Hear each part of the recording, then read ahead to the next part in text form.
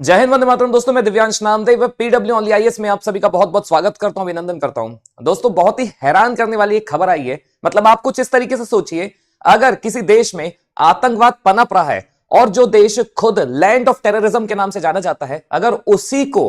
Imagine करिए, अगर उसी को वाइस चेयरमैनशिप दे दी जाए काउंटर टेररिज्म कमिटी की, तो फिर क्या ही हाल होगा देश का, आप खुद सोच समझ सकते हैं। और ये उस वक्त लिया जा रहा है जब भारत खुद पाकिस्तान को आइसोलेट करने में लगा हुआ है। और यही पूरा आज का वीडियो का कॉन्टेक्स्ट है। पाकिस्तान को हाल ही में वाइस चेयरमैनशिप दी गई है, वो भी काउंटर टेररिज्म कमिटी की यूनाइटेड नेशन सिक्योरिटी काउंसिल में। यूनाइटेड नेशन सिक्योरिटी काउंसिल के अगर रूल की बात करें, आप खुद ही इसके नाम से समझ गए होंगे। यूनाइटेड नेशंस मतलब ग्रुप ऑफ 193 नेशंस, और ये सिक्योरिटी काउंसिल के इसमें अगर देखा जाए तो ऑल ओवर वर्ल्ड में पीस मेंटेन रहे, इसलिए इसका एस्टेब्लिशमेंट किया गया था। फिलहाल अगर देखा जाए तो इसमें 5 परमानेंट मेंबर्स होते हैं और 10 नॉन परमानेंट मेंबर्स होते हैं। Pakistan is the non permanent member of the UNSC. लेकिन अगर ऐसा हुआ है तो फिर ये एक सबसे बड़ा क्वेश्चन खड़ा करता है कि क्या यूनाइटेड नेशंस भी एक प्रकार से देखा जाए जो दुनिया का सबसे बड़ा ग्लोबल प्लेटफॉर्म माना जाता है, क्या वो अब highly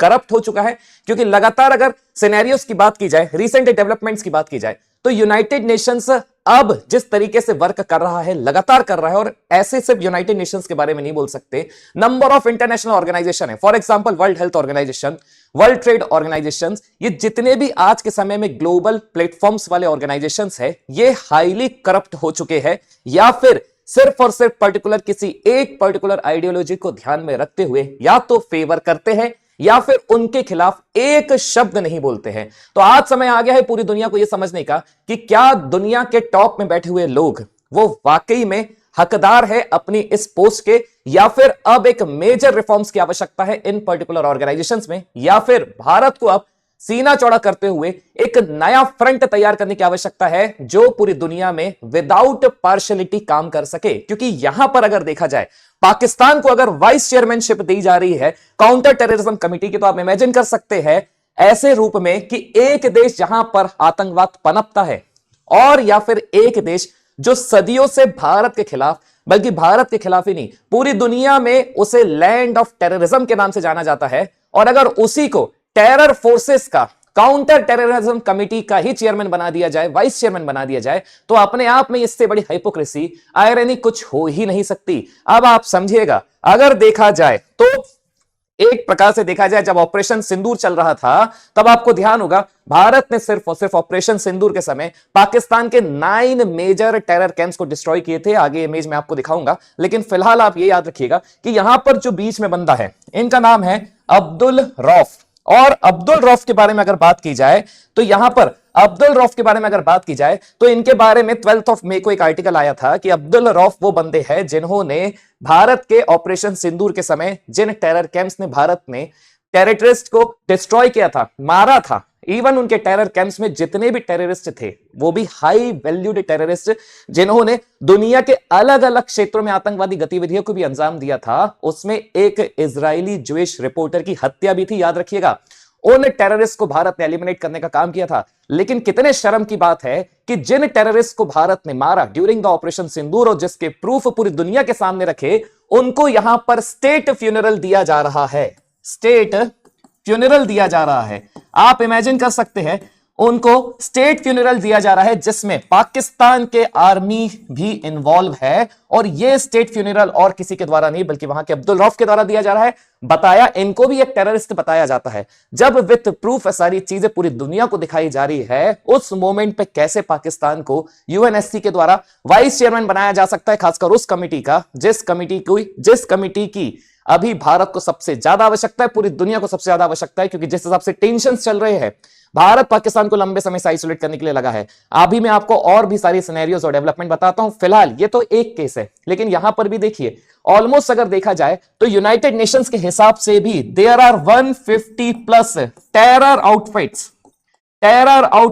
terror designated United Nations के थ्रू डेसिग्नेटेड ऑर्गेनाइजेशंस है जो अभी हाल फिलहाल में पाकिस्तान में है, काम कर रहे हैं और पूरी दुनिया में टेरर को स्पॉन्सर करने का काम कर रहे हैं। और अगर अभी भी किसी को यकीन ना हो तो ये चीज याद रखिएगा, खुद पाकिस्तान के जो डिफेंस मिनिस्टर है जिनका नाम है आसिफ, उन्होंने खुद एक्सेप्ट किया है कि Pakistan doing west dirty work for decades, doing dirty work for decade. और ये सिर्फ और सिर्फ और किसी ने नहीं, पाकिस्तान के खुद के डिफेंस मिनिस्टर ने बोला है, ख्वाजा आसिफ सईद ने। आप इमेजिन कर सकते हैं जब वहां का खुद डिफेंस मिनिस्टर ये एक्सेप्ट कर रहा है कि पाकिस्तान इज हार्बरिंग टेररिज्म, और ये भी एक्सेप्ट कर रहा है कि पाकिस्तान ने जितने भी टेररिस्ट को हार्बर किया है उसका यूज पाकिस्तान ने भारत के अगेंस्ट में किया है। इतना कुछ होने के बावजूद भी अगर आज के डेट में यूनाइटेड नेशन सिक्योरिटी काउंसिल का वाइस चेयरमैन पाकिस्तान को बनाया जा रहा है, तो इससे बड़ी आयरनी, इससे बड़ी हिपोक्रेसी और क्वेश्चन करने वाली बात यूनाइटेड नेशंस के ऊपर नहीं हो सकती, क्योंकि इसमें अगर देखा जाए तो सीधे सीधे नुकसान होगा, अभी फिलहाल अगर देखा जाए तो भारत को होगा, क्योंकि अब जो पाकिस्तान को चेयरमैनशिप मिली है, ठीक है, अब जो पाकिस्तान को चेयरमैनशिप मिली है वो 2026 के एंड तक रहने वाली है। मतलब आप समझ सकते हैं भारत को अब अलग लेवल की स्ट्रेटेजी के साथ उतरना पड़ेगा, वो भी टिल 2026 के एंड तक। अब अगर यूनाइटेड नेशन सिक्योरिटी काउंसिल की बात की जाए तो स्टार्टिंग में बताया था देयर आर 5 परमानेंट मेंबर्स, जो कुछ इस तरीके से है, यूनाइटेड नेशंस है ना, फिर China, France, Russia and UK. और अगर इन सब में देखा जाए तो भारत के, वैसे तो देखा जाए है ना, अच्छे से जिनके भारत के एलाय है उसमें रशिया का नाम आ जाता है, लेकिन फिर भी इस पूरे सिक्योरिटी काउंसिल में हमेशा जो भारत के अहित में रहा है, जिसने सबसे नंबर ऑफ टाइम्स वीटो का यूज किया है, वो और कोई नहीं है बल्कि चाइना है। और चाइना को बहुत अच्छे से पता है कि उसको उसके पपेट मतलब पाकिस्तान को किस तरीके से यूज करना है, क्योंकि एट प्रेजेंट अगर देखा जाए तो पाकिस्तान 10 नॉन परमानेंट मेंबर्स में से एक है। और अगर rest of the 9 permanent members की बात की जाए तो वो कुछ इस तरीके से, अल्जीरिया है, डेनमार्क है, ग्रीस है, गुआना है, पनामा है, साउथ कोरिया, सियरा लियोन, स्लोवेना और सोमालिया है। तो यहां पर इन 10 परमानेंट नॉन परमानेंट मेंबर्स में से पाकिस्तान का सिलेक्शन अगर काउंटर टेररिज्म कमेटी के रूप में हो रहा है, तो आप समझ सकते हैं कि भारत को कितनी ज्यादा परेशानी होने वाली है, क्योंकि यहां पर अब पाकिस्तान खुद विक्टिम कार्ड खेल सकता है। और भारत जो लगातार लंबे समय से टेररिस्ट रेजिस्टेंस फ्रंट, ये वो आतंकवादी संगठन है जिसने पहलगाम अटैक की जिम्मेदारी ली थी। और अगर टेररिस्ट रेजिस्टेंस फ्रंट या फिर टीआरएफ की अगर बात की जाए तो ध्यान से समझिएगा, अगर अपन टीआरएफ की भी बात कर रहे हैं तो टीआरएफ वो पर्टिकुलर ऑर्गेनाइजेशन है जिसने पहलगाम अटैक को अंजाम दिया था और बल्कि उसकी जिम्मेदारी ली थी। ये इमेज खूब वायरल हुई थी। अगर टीआरएफ की बात की जाए तो टीआरएफ का एस्टेब्लिशमेंट उस वक्त किया गया था जब जम्मू कश्मीर को या जम्मू कश्मीर से 370 आर्टिकल को हटाया गया था और जम्मू कश्मीर को बाइफरकेट करके यूनियन टेरिटरी बनाया गया था। मतलब जम्मू कश्मीर विथ